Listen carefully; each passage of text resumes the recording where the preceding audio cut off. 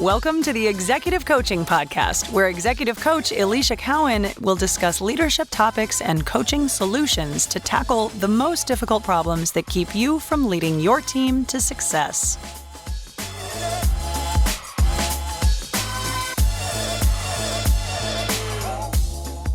Hi, leaders. It's Alicia Cowan. Welcome to episode number 39 of the Executive Coaching Podcast. We are going to dive into another topic about difficult conversations. But before we do that, as always, I like to just give you a quick update about what's happening around the Cowan house. So we currently, today, as I'm recording this, are celebrating Mother's Day. So happy belated Mother's Day to all of you moms out there. I am so lucky to be a bonus mom to 5 kids, and we went with 3 of them last night to dinner. We were able to go and celebrate with my mother-in-law and 3 of the kids that we could gather to celebrate, and had a really good time. And we today now are about 2 weeks out from the end of school, which is wild, and everybody's looking forward to summer. And I think I've kept you updated on the house projects around here. We're also about a month away from completing our pool.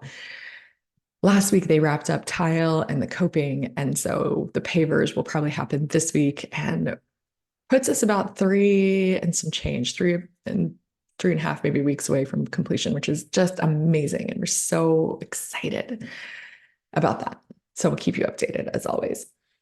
But today, what I want to talk about is difficult conversations. I was reviewing and looking through some of my prior episodes and the response to it via, stats and downloads and things like that. And I think that a lot of you listening, if you are a prior listener, I'm really interested in some of the topics around difficult conversations. So I'm going to hone in on some of those. And today we're going to talk about difficult conversations around compensation and someone approaching you as a senior leader and wanting to be paid more.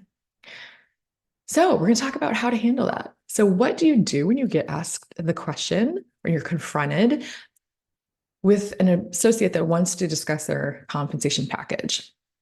And I think this is difficult for us as senior leaders at times. We get the feeling of feeling flustered or uncomfortable because most oftentimes we're just uncertain about what exactly to say. And I think other times too, we get frustrated with the employee that they're even asking or they're coming forward with this.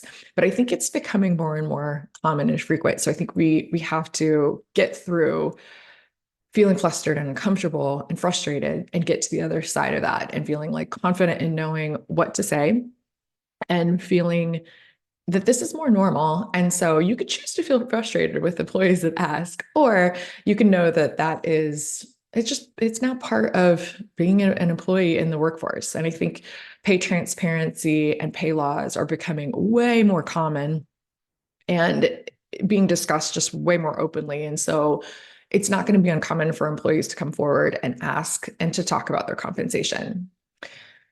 And a lot of times I think people think too that people are unhappy if they come forward. They think that they're about to quit or about to leave. And that's not always the case. Sometimes people just genuinely want to talk about their compensation and have no intentions of leaving.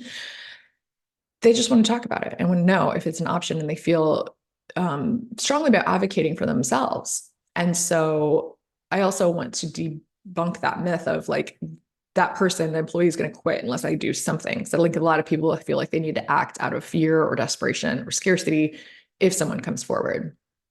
So let's talk about this. What can we do? So here's how this will come up. I think a lot of times people will approach our supervisor and ask, can I have more money? And that can come in the form of, can I have a raise?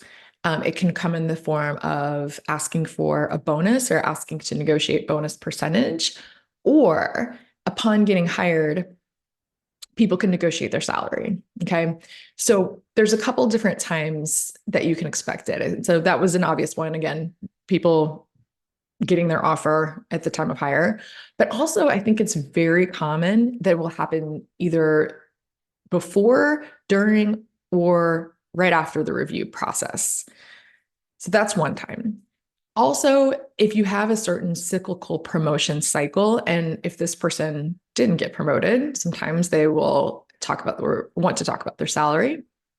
It can come up during someone's work anniversary. So a lot of times people put milestones that aren't necessarily imposed by the company, but their own personal milestones that they want to achieve based on their tenure. And so sometimes if you're watching people's work anniversaries, at times they'll want to talk about compensation at that point because they have sometimes expectations for themselves about where they'd like to be with their compensation. Another time that this could come up is during like a personal life situation change for this person. So things like the birth or addition of a new child because of that financial impact, divorce, even caretaking for somebody else. Basically, any time that maybe somebody has this personal life shift where they're really looking at their budget and their compensation and they're thinking about how they need to help support a family, it may come up. And again, of course, that is not the company's responsibility to change their compensation based on their personal situation. Just know that it may come your way because of their change in situation, right? Another situation could be when somebody's getting more education. So it could be like a secondary degree or some type of certification within the industry, and they feel like that education level and the secondary degree might warrant more compensation. Okay. And again, it doesn't mean that that's accurate or what the role may require and need and what to pay for, but that might be a thought process going on in the associate's head. A few more things. Taking on more work or direct reports, that could definitely trigger a compensation request. And if somebody is covering for somebody else's work. So, for example, if you have an associate that's out on leave, and then you have somebody else covering that person's work while that person's out on leave, that could trigger a compensation request.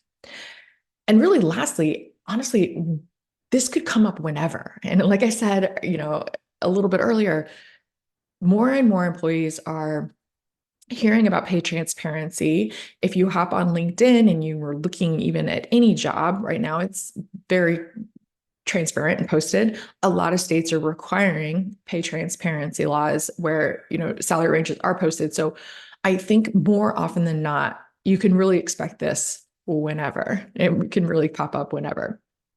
So those are some different times to kind of really anticipate it, and when you can expect it. But let's talk about how to prepare for it.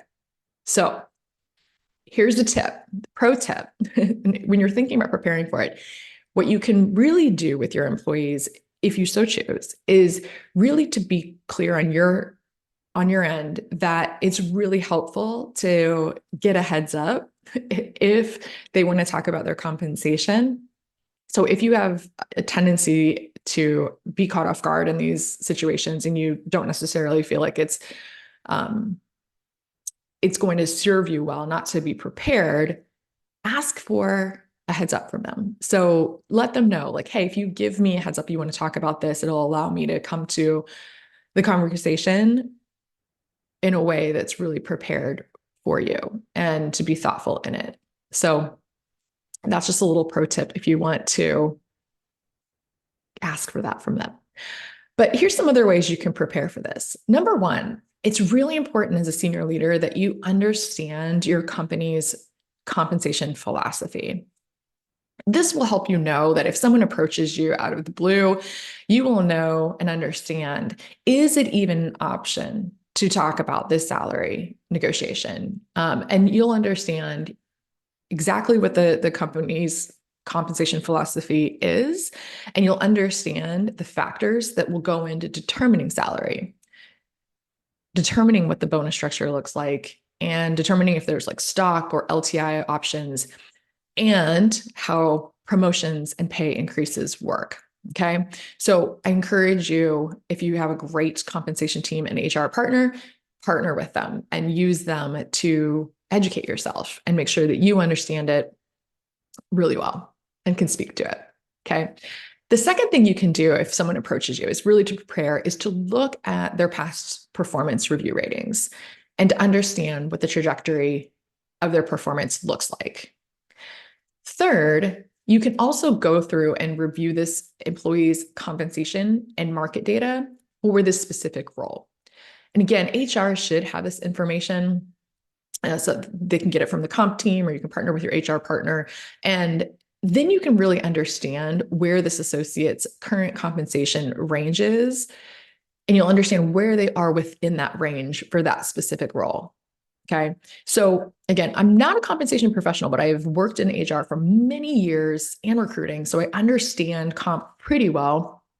And I think what's really interesting is that knowing that usually it's not a job title that determines what the market range looks like. It's usually the tasks within the job description that will determine and help decide what the market range is. So that's super important to know. It's the tasks that are being asked of this individual and in their job description. And the second piece, I think a lot of associates don't understand, is that market data is determined by cost of labor and not just cost of living. Okay, cost of living may be a factor and a component of it, but cost of labor is a really big one. And so understanding the difference between those two is crucial, because a lot of times employees will come and they'll say, well, there's massive inflation. Cost of living is going up. Well, we don't necessarily determine compensation structures on the cost of living, because if we followed and mirrored inflation cost of living, when cost of living goes down, then you would take people's pay down as well. And that's not typically what companies do. So I think it's really important to understand those distinctions and be able to speak to them. Okay. Two other big factors, again, tenure is going to be a big one about where somebody is within the range and how long they've been with the organization, and their performance, which we just talked about in that previous point. How they're performing will determine where they're at in the range. Okay. The last thing to consider and to do a little bit of prep work for is just to know and understand, where is the company in terms of their financial status. So if you're considering the company's financial standing, it's really important. You got to read the room as a senior leader. Of course, you know this. So it's understanding and asking, can the company actually afford it, or are funds tight? And is this even an option right now? Okay. So once you've done that prep work, then you can transition. This is where the parts of the difficult conversation will come into play. So here's what you can say. Here's some offerings you can use. So I think what's really important is, first off, to understand that for an associate even to bring this forward, it does take a lot of courage. And if you can think back to your own salary negotiations, and as you were coming up in your career, it does take some courage. So it's important to, even if you may be frustrated or caught off guard, it's important to say, thank you for bringing this to my attention, and really acknowledge their courage to even ask. Okay. Again, doesn't mean that is going to drive you towards making a decision one way or another, but just acknowledging them as a human coming to you, trying to do something brave and advocate for themselves. Right. Second piece is clarify with them. Ask questions about what they're asking for and make sure you really understand their ask. So really get curious about what it is they're looking for, why, and what the specific request is. Okay, so third, then you get to share any context you have. So because you've done that prep work, you can give them context and share what's next. So you can let them know, maybe this is something that needs to go to HR or to compensation team to get approval for this request. Perhaps it's a leadership sign off. It might be an automatic no due to, again, company pay philosophy and some of those things that we talked about earlier. It could also be just bad timing. Maybe raises only happen at a certain time of year within your organization, and that could also be a factor too. So again, share that context, share what's next, and then you can give them a time, if you need to, set a time to follow up with them. Okay. All right. So what do you do if an associate's request and their review of their compensation just truly does not warrant an actual pay raise? What do you say then? Here's some options. Number one, if their performance does not meet the expectations to warrant a raise, if raises again are tied to performance at your company, then you can let them know that, right? You can be very clear to say, unfortunately, at this time, your performance doesn't warrant a raise. Two, it could be, again, due to the financial situation of the company. You can let them know that no raises are being approved at this time. You could give a little bit of context and explain where we're at and why this is just an overall organization decision and why we are not in a situation to offer raises at this time. Third, you could let them know if the base salary is already within the range for someone in that, again, in that role, with that job description, with that experience, with that performance. You can let them know, like, you're actually in a really great place within the range. And this is why we feel you're fairly compensated at this time. Okay. So you have some options there, again, based on what you're hearing and seeing. And lastly, it might be a situation where it's a no right now, but it could be possible for them in the future. So what do you do then? You can let them know really clearly, one, that that's the case, that, hey, this is a no right now, but let's talk about what options are for you down the line. You can let them know that even though a raise isn't possible at this time, we can put a plan together on how we can address this at a future date. We can set up goals and milestones in order for you to go for that raise and how to reach it, if that's, again, a possibility within your organization. Okay. All right. So hopefully this helps a little bit. And again, I am an executive coach, and what I do is I help people with difficult conversations all the time. In this context, I've done one-on-one coaching with clients to help them through specifics. So like, if you think right now, you're like, well, Alicia, that's a great tip, but however, I've got this situation, that's a perfect time for us to talk about how do we talk through the specific situation, how to address it. So I've coached clients one-on-one on how to handle difficult conversations. And I've also talked with groups of people and done workshops around difficult conversations. So to help, especially at the time of year when you're doing performance reviews and you're talking about merit and compensation, we workshop the whole thing and how to talk about it as a group. So if either of those options sound appealing to you, always you can reach out and don't hesitate to contact me. So I'm going to leave you with a couple pro tips here. With compensation, and you're talking about someone's pay, you never, ever, ever want to make a promise that you cannot keep. And I would say probably just don't even make promises ever. And the reason that's so important, and I've seen this go awry so many times, is you just can never predict the future, and you don't necessarily know what's going to happen whenever that next pay cycle comes up, or promotion cycle or review cycle. You just don't know where the organization is going to be and how it's going to look in terms of the pay philosophy and where you're headed. So just be very cautious. Even if you're a senior leader, even if you get to see behind the curtain, you just don't know always what the market is going to do. So never make a promise that you can't keep, right?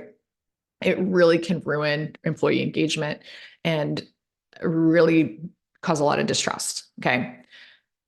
Another tip is partner with your HR and your compensation team really early in on the conversation. Again, there's so much nuance to it. And especially we just kind of like, grazed the surface here in terms of conversations, but there's a lot of nuance, especially in executive compensation. There's so much involved into it. So getting your HR partner involved with you early so that you're saying the right thing and you're educated yourself as things shift and change, that you know exactly what the pay structure looks like and how to speak to it.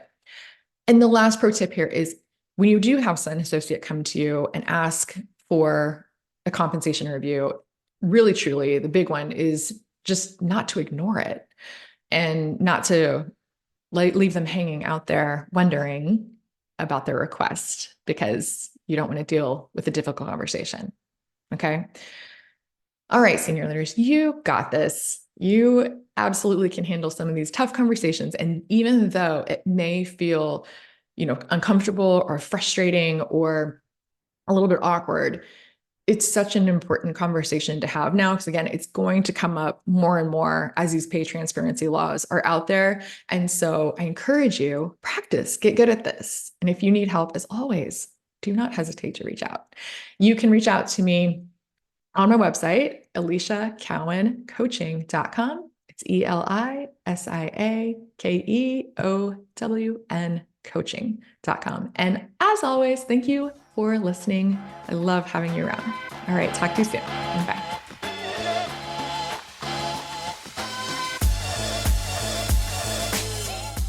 Thanks for joining us for this episode of the Executive Coaching Podcast with Alicia Cowan. If you're ready to have an executive coach who's ready to help you lead your team to success, then book an introductory call at aliciacowancoaching.com/call.